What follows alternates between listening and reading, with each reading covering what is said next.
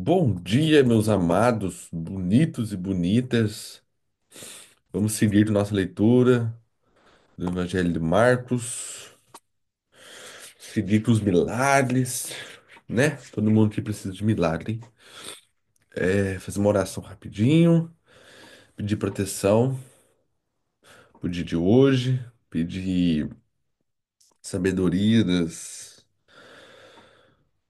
para o nosso dia, pedir paciência em relação a outras pessoas, pedir prosperidade, pedir sucesso em todas as áreas de nossas vidas.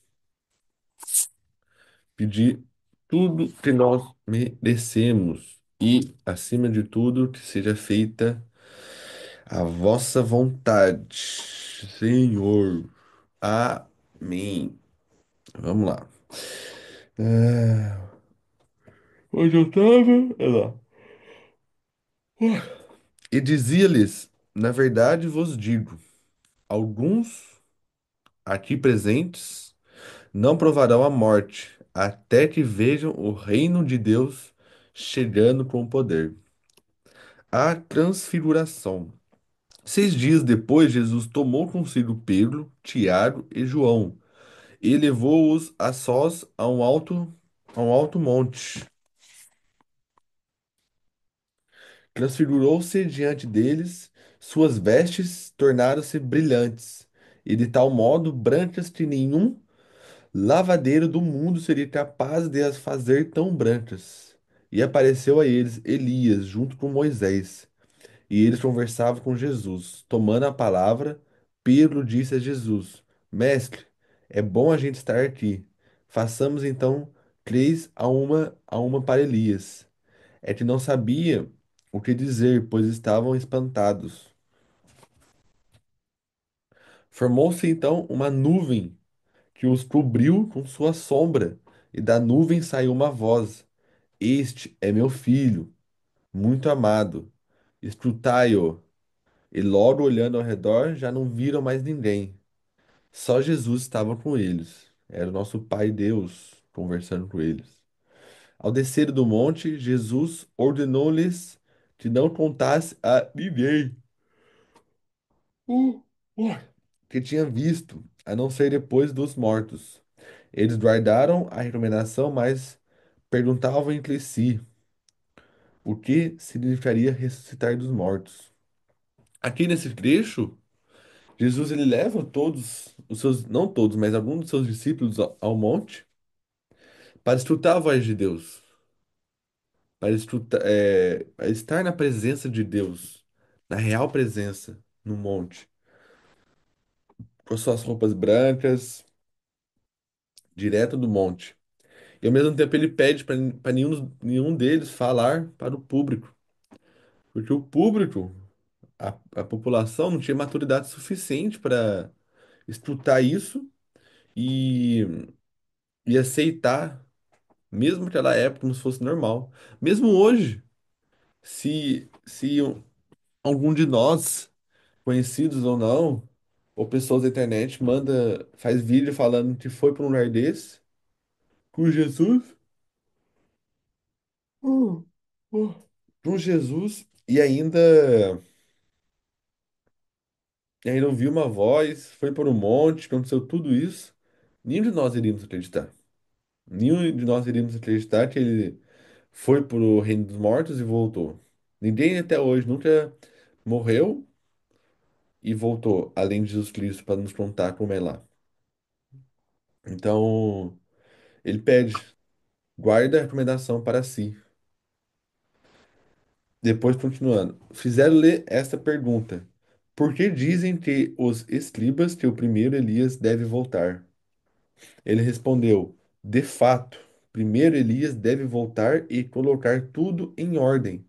E como está escrito do Filho do Homem, que ele deve sofrer muito e ser desprezado. Mas eu vos digo que Elias já veio e fizeram com ele tudo o que queriam, como está escrito a todo o seu respeito. Voltando, voltando para junto dos discípulos, vieram em volta deles numerosa multidão e os escribas discutindo com eles. Logo que ouviu, toda a multidão ficou surpresa e correu para saudá-lo. Perguntou-lhe então: o que estão discutindo com eles? Alguém no meio da multidão respondeu: Mestre, eu te trouxe meu filho, que está possesso de um espírito mudo.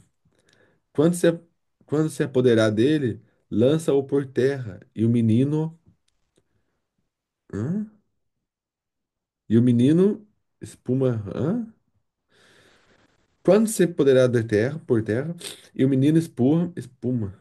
Não entendi muito. O menino espuma, range os dentes e fica rígido. Rogai a teus discípulos que o expulsassem, mas não o conseguiram. Ele respondeu: Ó geração incrédula, até quando estarei convosco? Até quando deverei suportar-vos? Trazei-o aqui. E o levaram até ele. Logo que viu Jesus, o espírito sacudiu com violência o menino que caiu por terra e se revolvia espumando. Se mexia, se mexia espumando. Jesus perguntou ao pai: Há quanto tempo lhe acontece isso? Desde a infância, respondeu ele. E muitas vezes jogou no fogo na água para o matar. Se pode alguma coisa, vem em vosso auxílio, por piedade para conosco. Replicou-lhe Jesus: Se tu podes, tu é possível tudo é possível para quem crê. Tudo é possível para quem crê, para quem tem fé. Logo o pai do menino gritou: Eu creio, ajuda a minha incredulidade. Vendo Jesus que a multidão afluía, repreendeu o espírito impuro, dizendo-lhe: Espírito mudo e surdo, eu te ordeno, sai dele e não tornes mais a entrar. O espírito soltou um forte grito, agitou o menino violentamente, o saiu. Este ficou como morto, de modo que muitos diziam: Morreu. Jesus, porém, tomou-o pela mão, levantou-o e ele se pôs de pé. Quando Jesus entrou em casa, perguntaram-lhe aos discípulos a sós: Por que não conseguimos expulsá-lo? Respondeu-lhes: Esta espécie de demônio não se consegue expulsar senão pela oração. Somente por oração. Os discípulos queriam saber por que a gente não consegue expulsar também. Por que a gente não consegue fazer milagre? Por que a gente não faz o que o Senhor faz? Aí ele falou que só faz através da oração. Mas não é uma oração comum. É uma oração de Jesus, uma oração forte. Saindo dali, atravessava a Galiléia.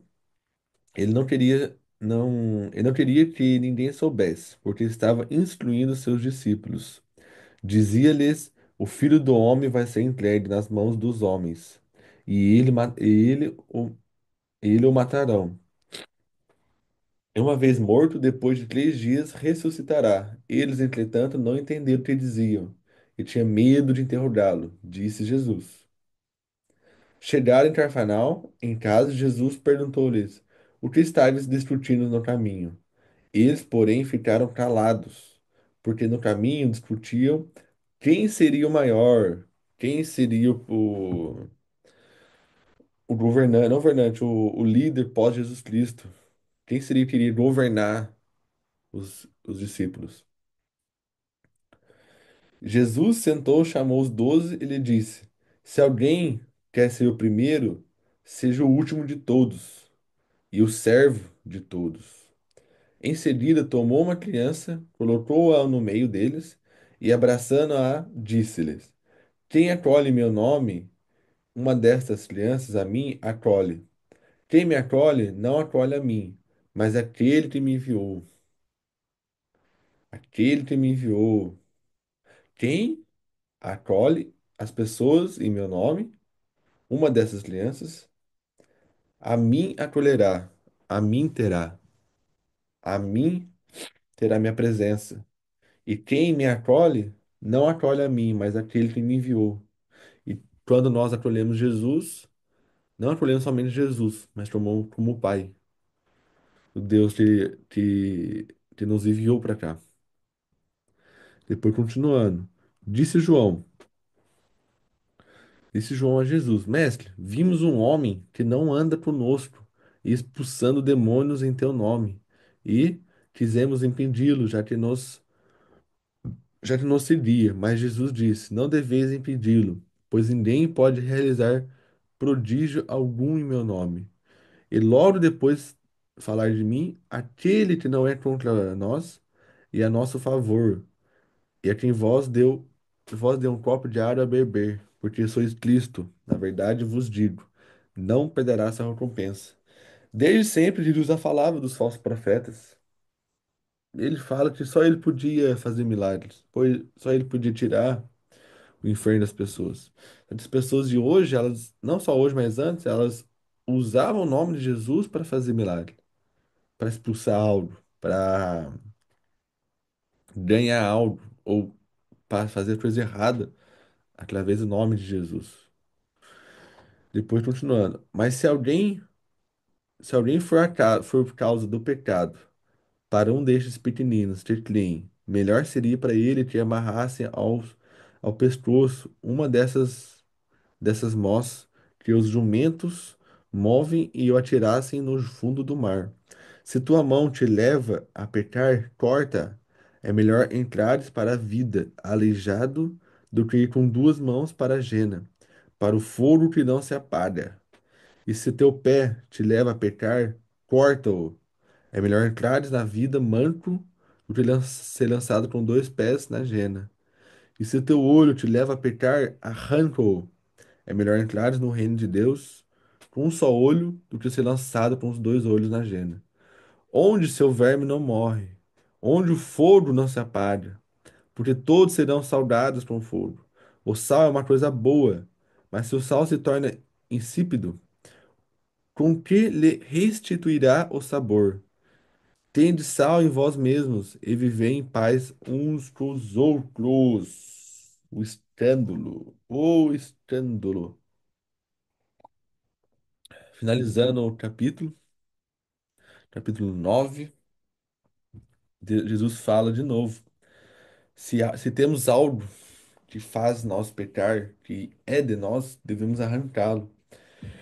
Independente de qual seja. Ele fala sobre os pés, sobre os olhos, sobre as mãos.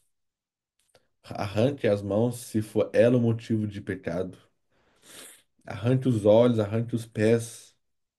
Tudo em prol de viver no Senhor. A mesma coisa quando. Eu não lembro em onde está esse versículo da Bíblia, que fala quando a gente larga tudo, deixa tudo, não só a parte física, mas a parte material, financeira, para viver em prol da palavra do Senhor, a recompensa será em dobro. Tudo para viver em prol do Senhor. Se nós largamos tudo, deixamos não só renunciarmos quem somos, mas deixarmos tudo para trás para viver a palavra do Senhor, viver no reino do Senhor, talvez nós não ganhemos nada aqui na terra, mas o que está guardado no reino, o que está guardado no céu, nem olhos viram, nem, como é a mesma palavra, nem olhos viram, nem ouviram. Oh, meu Deus do céu. Nem olhos viram, nem ouviram. Não, nem olhos viram, nem ouviram, Exatamente nem boca isso. falaram. Então, pessoal, sempre tudo que a gente for fazer em prol do Senhor, seremos recompensados em dobro, em triplo, em quatro. Não aqui, somente aqui na terra, mas no reino do Senhor. Amém. Palavra de hoje. Amém. Muito bom. Muito bom. A gente vê aqui que a parada, né? Marcos aqui, ele traz de uma maneira um pouco diferente a forma como a gente lê em Mateus esse episódio, muito mais direto. E é a mesma coisa, né? A parada de ter uma fé. Ter uma fé inabalável em Cristo, de realmente entender que a gente tem que ter um coração humilde, como o de uma criança, que ele sempre pegou a criança e colocou no meio. A gente tem que ter um coração humilde, como o de uma criança, para poder absorver e colher tudo que a palavra tem para nos ensinar. Se a gente não tiver esse coração humilde, esse coração ensinável, nós estaremos apenas lendo palavras sem sentido. Então é muito importante, por causa que não só vai nos fortalecer em fé, mas também vai nos ajudar a seguir um caminho reto, um caminho em Cristo, por causa que o texto aqui ele fala, né, no final ele acaba falando sobre o sal, que o sal é bom, mas sal é piedade, o sal insípido, né, como ele restaurar o sabor. Marcos aqui falando, eu lembro muito de Paulo, saca? Paulo em Filipenses ele fala o seguinte, que crendo ou não, ele se meio que se entristecia por ter pessoas falando no nome de Deus de forma impura, por inveja e por que elas chamam por ganância. É o que acontece hoje, né? Nos dias de hoje. Muitas pessoas usam o nome de Deus, falam do nome de Deus em prol do seu próprio benefício, do benefício próprio, do dinheiro, acaba manipulando pessoas, enganando pessoas para o seu próprio bem. Só que Paulo, ao mesmo tempo que isso lhe deixava um pouco triste, ele estava feliz. Se eu não me engano, ele estava feliz, nem estava triste. Por quê? Porque, querendo ou não, o nome de Deus, o nome de Cristo estava sendo pregado, independentemente do coração, onde estava o coração daquela pessoa. E aqui tem uma passagem aqui, uma passagem aqui que realmente fala isso, né? Eu acho que é na parte dos tropeços. Que, pronto, sim, vai ter pessoas que infelizmente vão falar da palavra de Deus, que vão se alinhar, inclusive a gente aqui, dentro do nosso grupo, vai ter pessoas que realmente vão falar da palavra de Deus, vão ter uma palavra linda da palavra de Deus, mas infelizmente não vai viver aquilo que prega. E isso é que traz a incoerência. Mas, independentemente, a gente não é quem para julgar e a gente não tem que ter o nosso coração de forma que, ah, que isso? Não, tá falando a palavra de Deus, então que se dane. Ele terá que lhe dar contas sobre aquilo que o coração dele realmente tá alinhado. Então, a gente tem que ter esse coração humilde, a gente tem que ser como essa criança para poder realmente colher, cara, tudo que Deus tem para nos dar, não só aqui na terra, mas sobretudo na vida eterna. Muito importante. Bom. Amém. Amém. Ele dá o exemplo da criança, porque a criança é a pessoa. O ser tem o coração puro, né? Não tem maldade, não tem nada. E ele fala pra gente. Aqui foi bem diferente de Mateus. De Mateus, eu acho que ele deixa um pouco mais claro, pelo menos para o meu entendimento. Em Mateus, você lê, ele já mostra que para pegar uma criança e igualá-la, imitá-la, fazer igual a criança.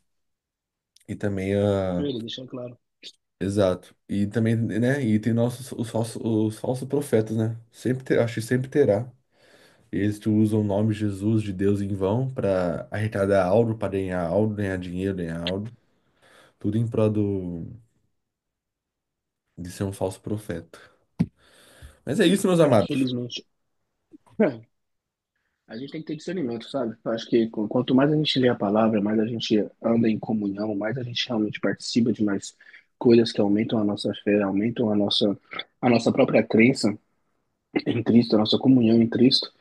É, uma das coisas que a gente mais tem que, qual que a gente pedir, assim, apesar que Deus, ele sabe de todas as coisas antes que a gente peça, ele já sabe que a gente vai pedir, mas é discernimento, para a gente poder realmente discernir, ter olhos espirituais e um entendimento real da palavra para poder discernir quem são esses falsos profetas e quem são aqueles que realmente está trazendo algo certo e de coração puro, assim, sabe?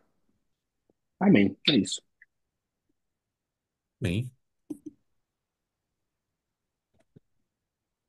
Fechem os olhos, abaixem as cabeças, respirem fundo. Pai, nós assim te rendemos graças porque o Senhor é bom e sempre nos ouve. Nós te agradecemos, ó Pai, por essa semana abençoada. Nós te agradecemos, Senhor, por cada minuto, por cada hora, por cada instante. Muito obrigado, Senhor. O Senhor tem sido bondoso, o Senhor tem sido misericordioso com a gente. No mais mínimos detalhes, o Senhor tem mostrado a sua graça. E nós te rendemos graça por isso, Senhor. Que o espírito de gratidão nunca nos venha faltar. E que por mais difícil que seja nossos dias, que a gente venha encontrar a paz e o tempo de qualidade para contigo, Deus. Ensina-nos a ter um coração ensinável, ensina-nos a ter um coração como o de uma criança, para ter sensibilidade, para ter discernimento, para ter intimidade contigo e a tua palavra. Abençoe, Senhor, a vida de cada pessoa que está aqui presente e daquelas que, porventura, assistirão esse vídeo em outra hora. Que orações venham ser respondidas, ó Deus. Que cadeias venham se quebrar e que as portas de ferro elas venham cair por terra. Assim como Paulo e Silas, louvando ao Senhor, aquelas cadeias foram quebradas e caíram por terra, Senhor. Assim eu declaro na vida de cada pessoa que debaixo dos nossos louvores, que debaixo das nossas orações, cadeias, Senhor, e empecilhos cairão por terra em nome do Senhor Jesus. E nós colheremos o melhor que há nessa terra, pois a glória é do homem, Senhor, de te encontrar. Que nós venhamos todos os dias se aventurar e encontrar o Senhor. Nós te agradecemos, ó Pai, pela vida, pelo ar, pelo mundo que o Senhor criou. Nós te agradecemos, ó Pai, pela nossa família, pelas nossas amizades, pelo nosso corpo, Deus. Nós te agradecemos por poder estar em perfeito estado e pedimos, Senhor, que o Senhor venha confortar o coração daqueles que porventura estão necessitados, que porventura não tenham a mesma qualidade de vida que a gente, por mais difícil que seja. Aqueles que estão com necessidades, ó Deus, que o Senhor venha enviar um anjo do Senhor, que o Senhor venha enviar uma pessoa para suprir a necessidade. Que o Senhor venha nos usar no dia de hoje para levar uma palavra, para levar uma provisão àquele que precisa. Que a gente venha ter o coração, Senhor, totalmente sensível. Que a nossa mente ela venha estar sensível à tua voz, para que a gente venha entender e ouvir os teus direcionamentos. Nós te agradecemos por tudo, Pai amado. Muito obrigado, Pai. Nós te amamos e a ti te rendemos a graça. Amém. Amém. Já é. Já é. Meus amados, muito obrigado. Até amanhã. Um beijo. Bom trabalho Valeu. aqui, Pica. Bom trabalho a todos. Tchau.